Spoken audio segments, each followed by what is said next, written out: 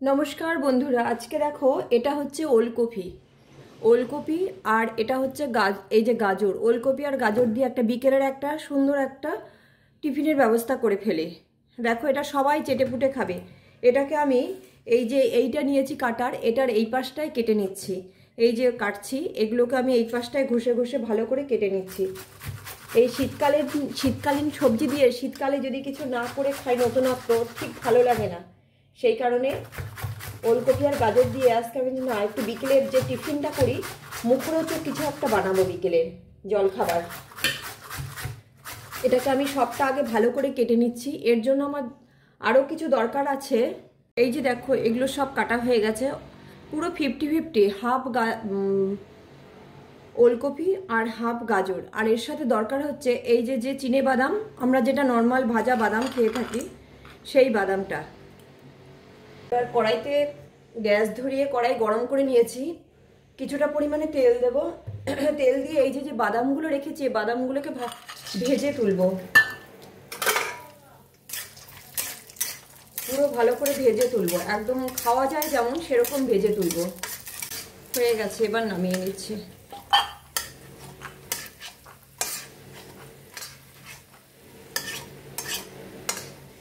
বাদামগুলো পুরো এখন খাওয়া যাবে সেরকমই ভাজা, একদম যেমন খাওয়া যায় সেরকম। মধ্যে কালো জিরা তেজপাতা দিয়ে দেব, দিয়ে এইবার এই যে কেটে রেখেছি যেগুলো এইগুলো দিয়ে দেবো সব। একটু লবণ আর একটু হলুদ দেব। একটু গ্যাস কমিয়ে ঢাকা দিয়ে দিয়ে ভাজবো এগুলোকে।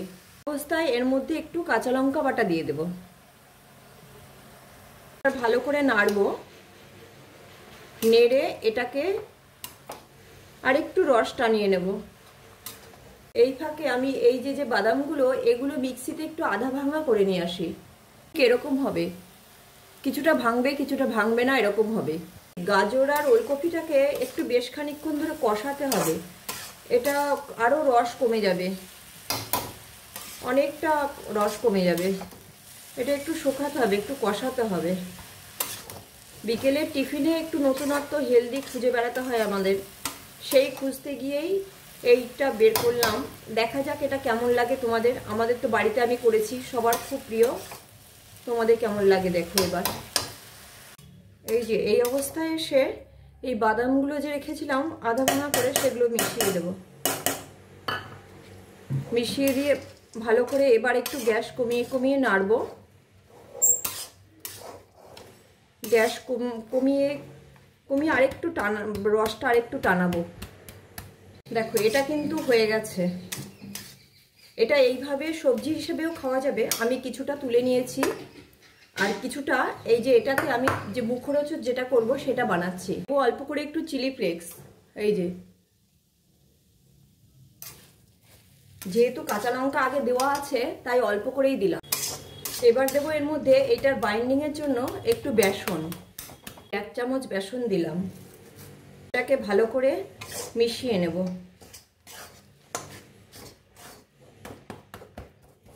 পুরো টাইট হয়ে যাবে, এটা টাইট না হলে বাইন্ডিংটা আসবে না। এটা গ্যাসটা অফ করে দিয়েছি, একটু বাদে ঠান্ডা হয়ে যাবে। ঠান্ডা হয়ে গেলে চটকালেই পুরো মিশে যাবে। দেখো এগুলো এই যে এরকম শক্ত হয়ে গেছে। এবার এরকম যখনই হবে এই ছোট ছোট আমি এই যে এরকম করে বানিয়ে নেব।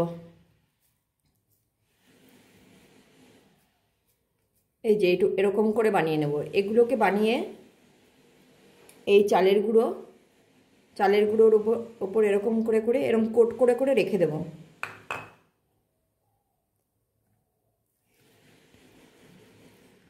সবগুলো বানিয়ে নিয়েছি।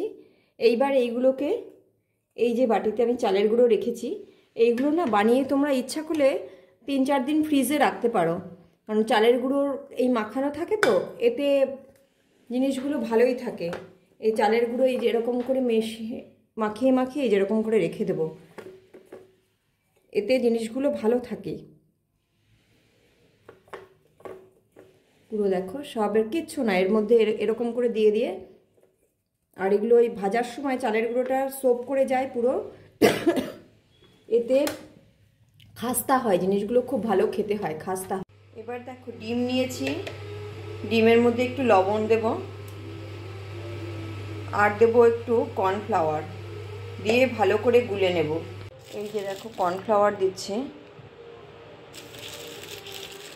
কেউ যদি মনে করো ডিম দেবে না, যেহেতু পুরো পকোড়াটাই ওই নিরামিষ হয়েছে, তাহলে সেটা ডিমটাকে অ্যাভয়েড করতে পারো, শুধু কর্নফ্লাওয়ারটাও গুলতে পারো। এটাকে ভালো করে একটু গুলে নেবো। এখন একটু সময় ধরে গুললেই ভালো গোলা হয়ে যাবে।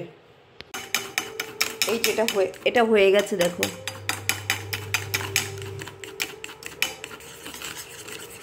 দেখো কড়াইতে গ্যাস ধরিয়ে দিয়েছি, এবার তেল দিয়ে দেবো।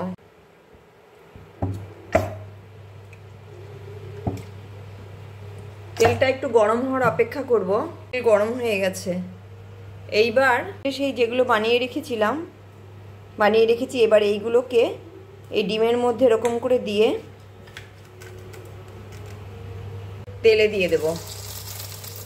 একটা একটা করে দিয়ে দেবো এরকম করে।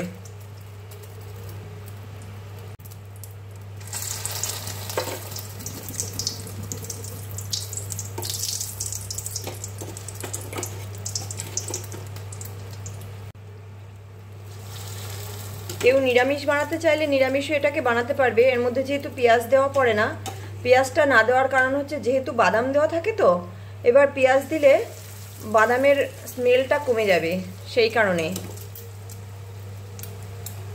এবার তাহলে তারা এই শুধু কর্নফ্লাওয়ার গুলে তার মধ্যে চুবিয়ে চুবিয়ে করতে পারো, তাহলেও খুব সুস্বাদু হয় খেতে। আর ডিম দিলে তো ভালো হবেই, এটা তো জানা কথা। এটা খুবই টেস্টি হয় খেতে। দেখো এগুলো আস্তে আস্তে একটু গ্যাস কমিয়ে নিয়ে ভাজবো, সুন্দর ভাজা হয়ে যাবে। এই যে এগুলো মোটামুটি হয়ে গেছে দেখো, খুব বেশিক্ষণ লাগে না, ভেতরটা কমপ্লিট হওয়া তো তাড়াতাড়ি হয়ে যায়।